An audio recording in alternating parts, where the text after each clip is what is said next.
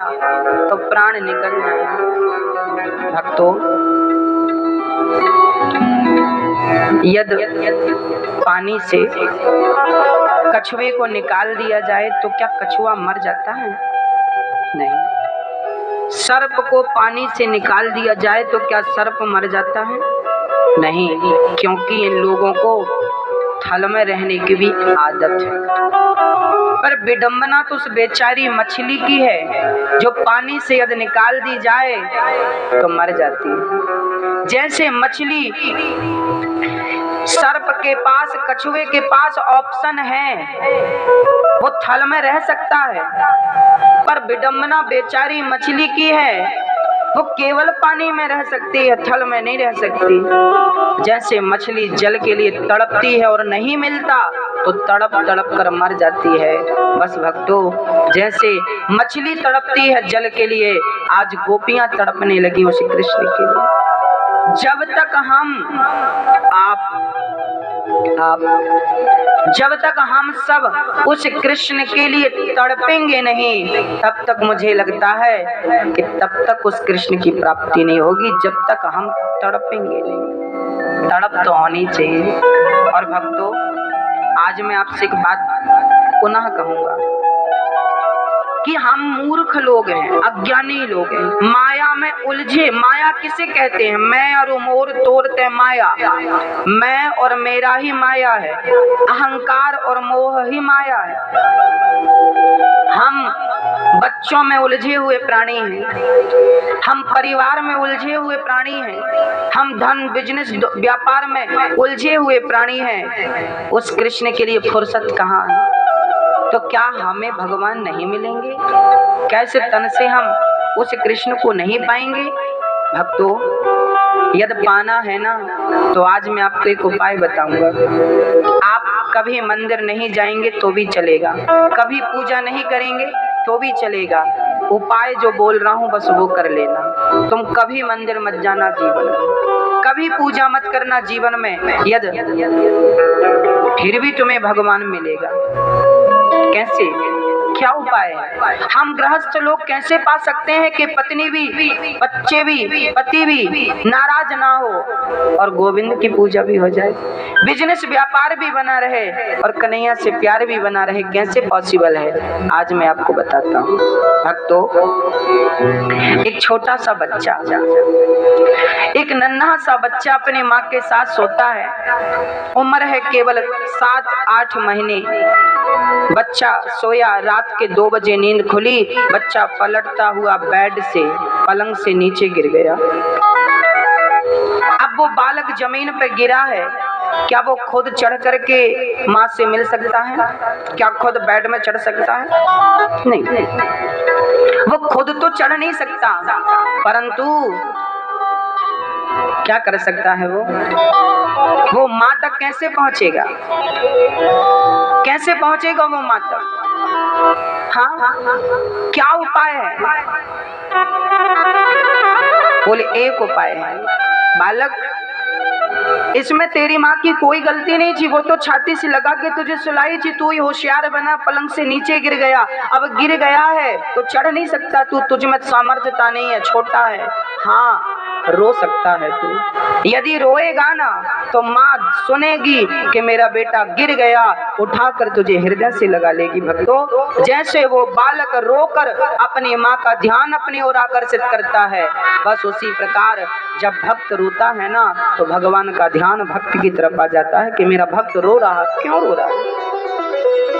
भक्तों, हम लोग रोना बहुत अच्छा जानते हैं, परंतु हम वस्तुओं के लिए रोते हैं, धन दौलत के लिए रोते हैं। मेरी माँ, यदि गोविंद के लिए रोना सीख जाओगी ना, और मैं आपसे प्रार्थना करता हूँ मेरी माँ कि भगवान को हीरा मोती सोना चांदी मत चढ़ाओ, प्रेम के 2 आंसू निकाल कर भगवान के चरणों में चढ़ा दो, वही मोती बनकर चढ़ेंगे। और इससे ज्यादा कीमती उस कन्हैया के लिए कुछ नहीं।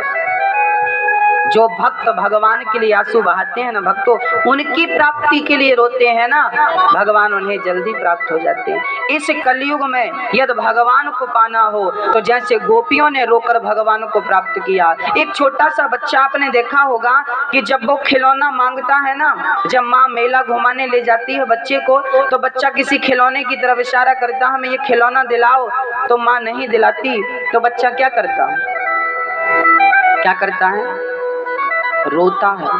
जब बच्चा रोता है तो माँ ना चाह करके भी उसे वो खिलौना दिलाती है। अरे भाई, बिना रोए बच्चे को 20 रुपए का खिलौना नहीं मिलता, तो बिना रोए तुम्हें भगवान कैसे मिल जाएगा? रोना तो पड़ेगा ना। मीराबाई रोती क्यों थी? अच्छा, मैं कहूँ आपसे कि रोइए, संभव नहीं है। रोया कब जाता है मेरी माँ? बोले जहाँ प्रेम होता है। यदि प्रेम प्रबल है तो मैं ना कहूँ तो भी आंसू आएंगे। हाँ, इतने प्रेमी जनों को मैंने देखा है भक्तों कि कृष्ण का नाम सुनकर ही उनके आंखों में धार बहने लगती है। वृंदावन का नाम सुनते ही उनकी आंखों में अश्रु धार बहने लगती है। इतना प्रेम, इतना प्रेम। हाँ, कौन करता होगा इतना प्रेम? और जो करते हैं उन्हें देर नहीं लगती उस कृष्ण को पाने में। भक्तों, आप कुछ मत कीजिए, केवल 2 आंसू अपने प्रेम के अपने नेत्रों से बहाकर उस श्री कृष्ण के चरणों में समर्पित कर दीजिए। बच्चा पलंग से नीचे गिर गया है, तू तो चढ़ नहीं सकता ना पलंग में, रो सकता है ना, रो। तू रोएगा तो माँ खुद तेरे पास आएगी। आप भगवान को कहाँ ढूंढेंगे? हम भगवान को कहाँ ढूंढेंगे? हम एक जगह खड़े होकर रोएं, वो खुद हमें ढूंढ लेगा कि हमारा भक्त कहाँ से रोकर हमें पुकारे। वो खुद चलाएगा हमारे पास, हमें जाने की जरूरत नहीं। हमें तो केवल प्रेम करने की जरूरत है, उस प्रेम में 2 आंसू बहाने की जरूरत है। और प्रेम होगा तो आंसू आएंगे, प्रेम नहीं होगा आंसू नहीं आएंगे। सारी गोपियां जब रोकर पुकारी तो प्राण निकलने वाले थे गोपियों के, तब भगवान को लगा मर जाएंगे अब। जब बहुत तड़प गई गोपियां तो भगवान प्रकट हो गए। इति गोप्यः प्रगायन्त्यः प्रलपत्यश्च चित्रधा रुरुदु सुस्वरम् राजन् कृष्ण दर्शन लालसा तासामाविर्भूच्छोरिः स्मयमान्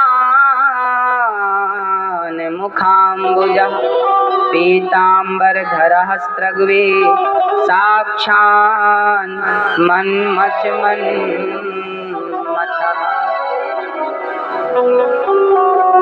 सारी गोपियां देखती हैं कि उनके सामने श्री कृष्ण खड़े हैं, और जैसे ही कृष्ण को खड़ा देखा तो डूबते को तिनके का सहारा मिल गया हो। गोपियों में जान आ गई, खड़ी हो गई और कृष्ण से लिपट गई। जितनी गोपियां थी आज उतने कृष्ण हो गए, उतने रूपों में भगवान ने ये दिव्य लीला रची। हर गोपी कृष्ण का आलिंगन कर रही है, स्पर्श कर रही है, छू रही है, गले लग रही है। अब भगवान ने सारी गोपियों के संग रास रचाएगा, और माँ को भोग लगाओगा तो खाओगी, 2-4 रोटी खाएगी माँ। हाँ, माँ खाती है, जो खाती है उसे खिलाते नहीं है, जो खाता नहीं उसके सामने 56 भोग परोसते हैं। जो नहाती है उसे नहलाते नहीं है, जो नहाता नहीं है उसके ऊपर पानी डाल रहे हैं। इसका अर्थ ये नहीं है कि तुम भगवान को भोग ना लगाओ, इसका अर्थ ये नहीं है कि तुम भगवान को जल ना चढ़ाओ। इसका अर्थ ये है मेरी माँ कि माँ बाप की सेवा और माँ बाप की पूजा करने के बाद समय बचे तो मंदिर जाओ, समय नहीं बचे तो मंदिर का भगवान खुद आपके द्वार पे आएंगे। यदि आपके मातृ भक्ति पक्की है तो, पितृ भक्ति पक्की है तो भगवान खुद चल के आएगा। अपनी माँ में भगवान का दर्शन करना शुरू कीजिए, पिता में भगवान का दर्शन करना शुरू कीजिए। हम लोग झगड़ा करते रहते पूरी जिंदगी, पति से, पत्नी से, बेटे से, भाई से, सास से, बहू से, जेठानी से, देवरानी से, ननद से, भौजाई से खूब झगड़ा। आधे से ज्यादा जिंदगी तो मन मुटाव में गुजर जाती है।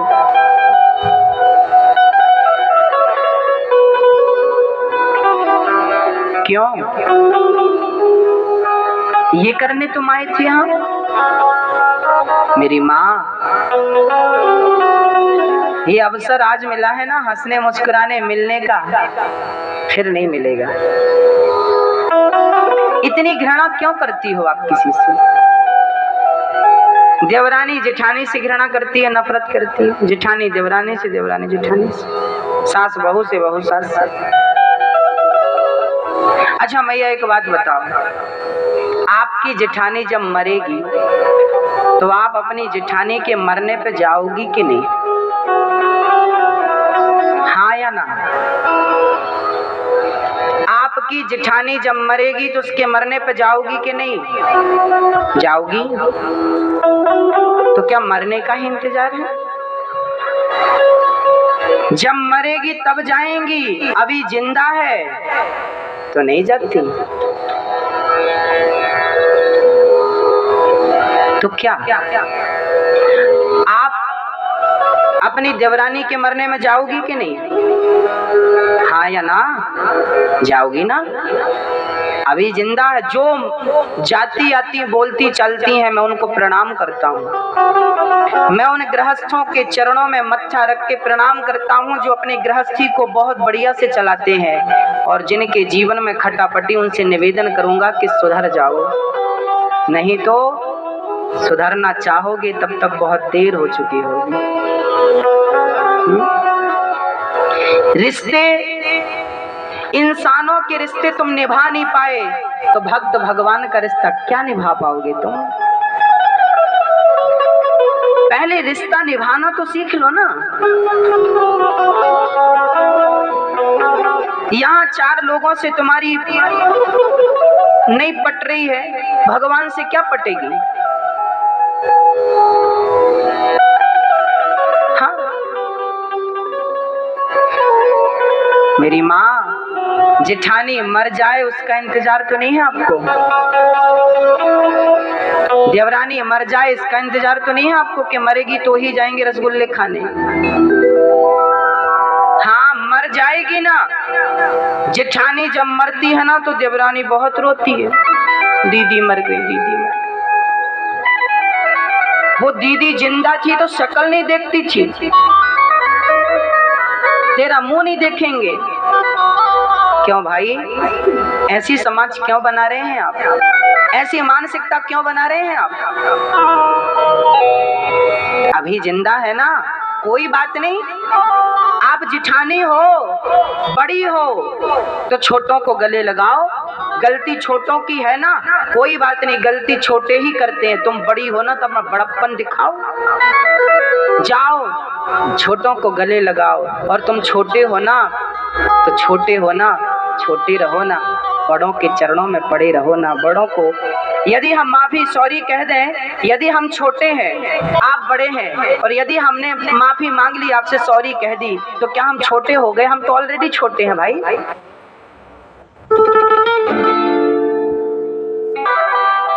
गेहूं को पीसोगे तो आटा बनेगा, आटा को पीसोगे तो मैदा बनेगा, मैदा को पीसोगे तो क्या बनेगा? मैदा तो खुद पिसा पिसाया, उसे क्या बनाओगे पीस के? हम छोटे हैं और कितना छोटा बनाओगे? बन जाओ ना छोटे, पकड़ लो ना कान, कह दो ना सॉरी, बचा लो ना झुक के अपने रिश्तों को। हाँ, सास गाली देती है, देने दो ना, कोई बात नहीं। तुम्हारी माँ बोलती है, बोलती रहे, कोई बात नहीं। बड़े हैं, डांटेंगे, फटकारेंगे, ठीक है, प्यार भी तो करते हैं वो। पर एक बात बता दो मेरी माँ, क्या आप लोग कभी नीम का स्वभाव बदल सकते हैं? नीम कड़वी होती है। आप नीम का पौधा लगाना और उसमें शहद डालना, शहद आप डालना, शहद सींचना, तो क्या वो नीम कभी मीठी होगी? जैसे मेरी माँ नीम अपना स्वभाव कभी नहीं छोड़ती, वैसे गन्ना है। यदि नीम कड़वी है तो गन्ना मीठा है। वो अपना स्वभाव नहीं छोड़ती, ये अपना स्वभाव नहीं छोड़ता। यदि कोई गाली देने वाला आपके परिवार में है, नफरत करने वाला आपके परिवार में है, तो वो अपना स्वभाव नहीं छोड़ रहा, कोई बात नहीं, तुम भी अपना मधुर स्वभाव मत छोड़ो ना। वो अपने स्वभाव में स्थित है, तुम अपने स्वभाव में रहो। कई बार हम लोगों को बहुत बदलना चाहते, पर कई लोग ऐसे हैं कि बदल जाते हैं, कई लोग ऐसे हैं जो नहीं बदलते। कोई बात नहीं, वो नहीं बदलते, उन्हें उसी रूप में आप एक्सेप्ट कर लो, स्वीकार कर लो। हम लोग अपने घरों में नीम का पेड़ भी लगाते हैं ना, भले कड़वी है पर है तो अच्छी ना, कोई बात नहीं, स्वीकार कर लो, अपना लो। अच्छा, आप लोगों ने कई भाइयों को देखा होगा, भाई भाई झगड़ा करते हैं। बड़ा भाई छोटे भाई के घर नहीं जाता, छोटा भाई बड़ा भाई के घर नहीं जाता, और वो एक दूसरे को देखना भी पसंद नहीं करते, बोल चाल भी नहीं है, खान पान भी नहीं है। अच्छा, आप अपने भाई के मरने में जाओगे कि नहीं? भाई मर जाएगा तो उसके मरने में रोने तो जाओगे ना? नहीं जाओगे तो लोग क्या कहेंगे, लो भाई मर गए, आए नहीं। हाँ, आप जितने बैठे हैं सब समझ रहे हैं। आपका भाई मरेगा ना तो दौड़ के जाओगे, कब जाओगे? जब मरेगा। अभी जिंदा है, अभी तुम्हारे भाई को जरूरत है आपकी, आप नहीं जा रहे। आपको बड़ा एटीट्यूड है, हम कमाते खाते हैं, हम बड़े हैं, पैसे वाले हैं, हमारा भाई गरीब है, हम बड़े आदमी हैं। अरे तुम बड़े आदमी हो तो तुम्हें अपना भाई का सपोर्ट करना चाहिए ना,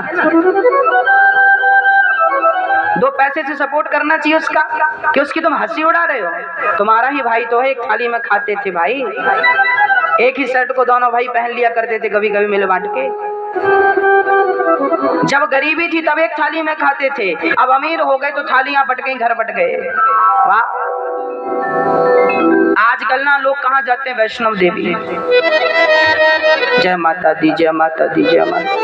12-14 किलोमीटर की चढ़ाई पैदल चढ़ते हैं, अमरनाथ की यात्रा पैदल करते हैं। अमरनाथ की यात्रा पैदल करना सरल है भक्तों, वैष्णव देवी की लंबी चढ़ाई चढ़ना सरल है, पर अपने रूठे भाई के घर जाकर 4 सीढ़ी चढ़कर कान पकड़ के सॉरी कह के अपने भाई को गले लगा लेना बहुत कठिन है, बहुत कठिन है। ये कठिन काम नहीं होता आपसे। आज मैं देखता हूँ समाज में भाई भाई दुश्मन है एक दूसरे। एक भाई वो था जो राम के संग 14 साल वनवास में सेवा करता घूमता रहा, श्री लक्ष्मण जी। एक भाई वो था जो भरत जी राम की खड़ाऊ मस्तक पे रख के और पैदल चले, राम जी जमीन में सोते थे तो भरत जी गड्ढा खोद के सोते थे। कैसा भाई था और कैसा भाई भाई का प्रेम था। रामचरितमानस पढ़ना छोड़ दी तुमने, तब से भाई भाई का प्रेम कम हो गया भक्तों। रामचरितमानस पढ़ते रहते ना तो भाई का भाई से प्रेम कभी कम नहीं होता। रावण हार गया इसलिए क्योंकि उसका भाई उसके संग नहीं था, राम जीत गए इसलिए क्योंकि उनका भाई उनके साथ था। अपनों की शक्ति बहुत बड़ी होती है भक्तों, अपनों का बल बहुत बड़ा होता है, अपनों से दूर मत होइएगा। एक झाड़ू होती है ना, पूरे घर को साफ करती है, पर वही झाड़ू यदि बिखर जाए ना तो खुद कचरा बन जाती है। यदि संगठित रहोगे ना तो हर मुसीबत का डट के तुम सामना कर पाओगे, और यदि तुम खुद बिखर गए तो मुसीबत तुम्हारी छाती पे चढ़ जाएगी, तुम खुद मुसीबत का घर बन जाओगे, दुखों का घर बन जाओगे।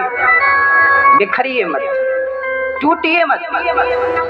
हाँ मेरी माँ, घर अलग हो जाए चलेगा, चूल्हा अलग हो जाए चलेगा, पर दिल एक होना चाहिए भक्तों।